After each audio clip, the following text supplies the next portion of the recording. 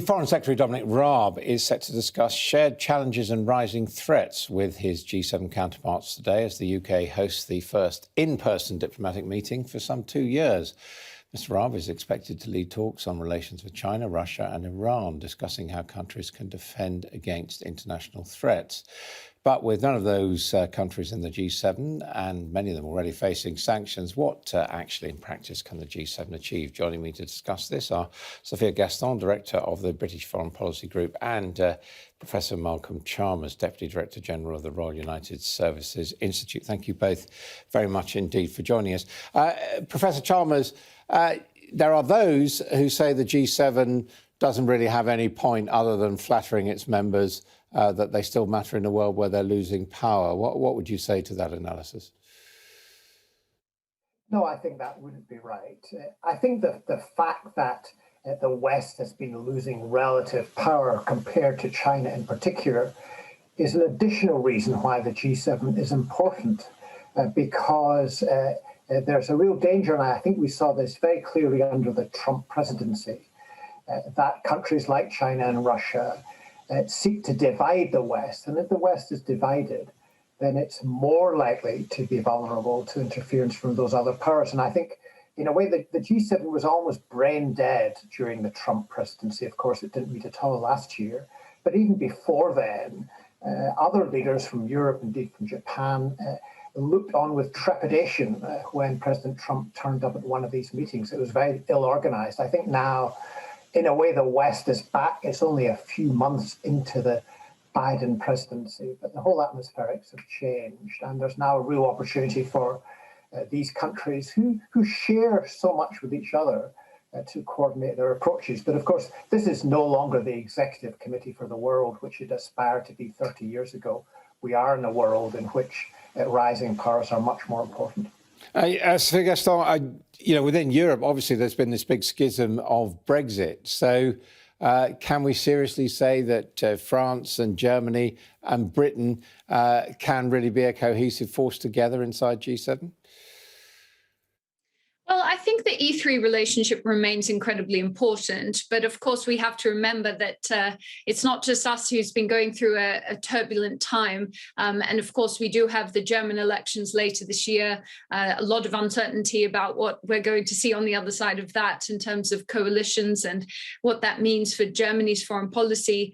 France, of course, then is going to its own election cycle. So I think that there's going to have to be a lot of hard work on restoring and keeping the E3 format alive and kicking, particularly because, as you say, I mean, I think there's certainly, particularly amongst the French, a sense of awareness that the UK will probably try and, leverage the E3 format as much as possible in its post-Brexit landscape, but they're rather keen to push UK-EU cooperation.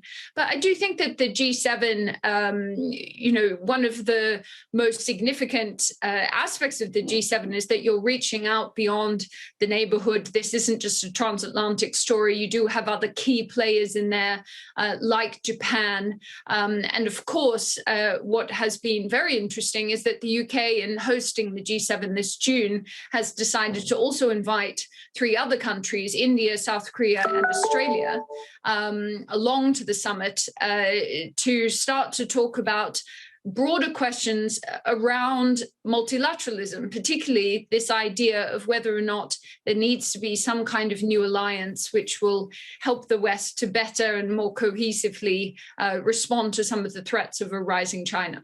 Professor, you used that metaphor brain dead about groups like G7 during the Trump administration. Of course, it's also a phrase, brain dead, that President Macron applied to NATO at one stage. So do all the G7 participants welcome America being back, as the Biden administration has put it, and the resumption of American leadership?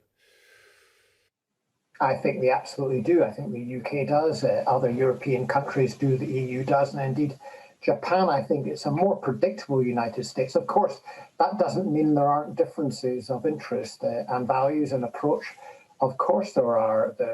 The American decision to announce a complete military withdrawal from Afghanistan was one taken without much consultation. They say there was, but it was consultation after the Americans had made a decision. And the United States is the most powerful country by far in the G7. It acts unilaterally when it decides to do so, but these mechanisms of consultation are really important. And we had a period under the Trump administration which he appeared to admire more the leaders of autocracies like Turkey or Russia than he did his democratic partners in Europe and in the Asian democracies. So I think it's incredibly important that change of tone has happened.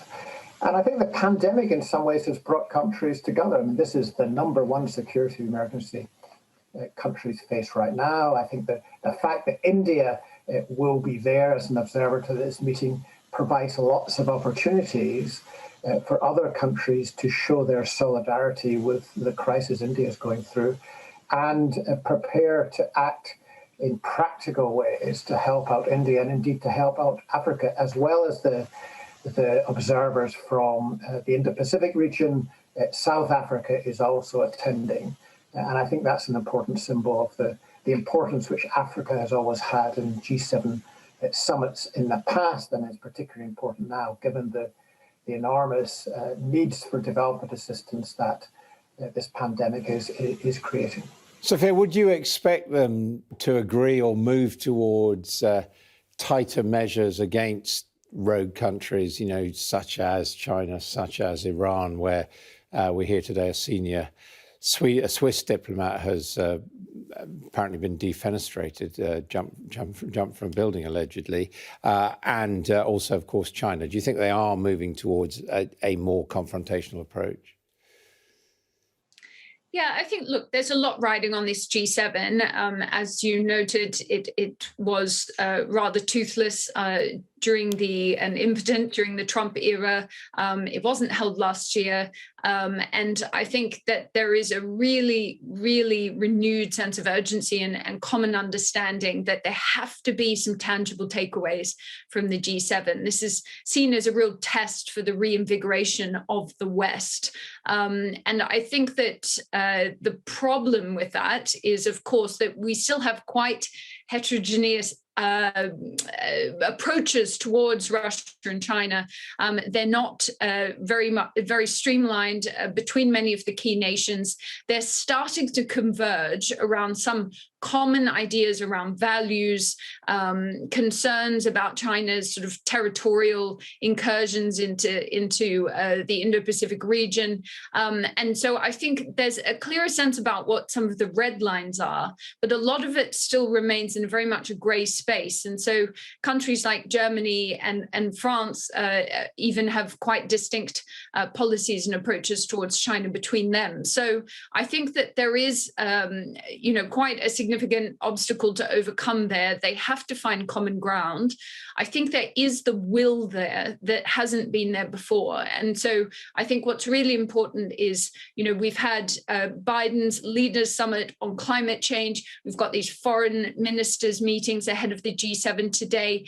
What they do understand is that when you have these flagship events like G7 and COP26, a lot of work needs to take place in the lead up to that to ensure that you can actually have some tangible outcomes, because they know that other smaller countries will be looking towards this as a test. And I think for the West to have any kind of real credibility and clout, when it is facing some quite serious existential threats, I think it'd be absolutely important to have some wins on the board when it comes out of these meetings.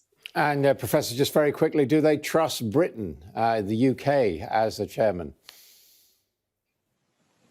Well, I think as with the United States, people are looking at the UK and still asking, what does Brexit mean? The integrated review, I think, provides some useful pointers in that regard, but I think they're looking at how the UK delivers on its commitment. We shall see. Thank you very much indeed. Well, that's all from All Out Politics for today. Do join me tomorrow from Scotland.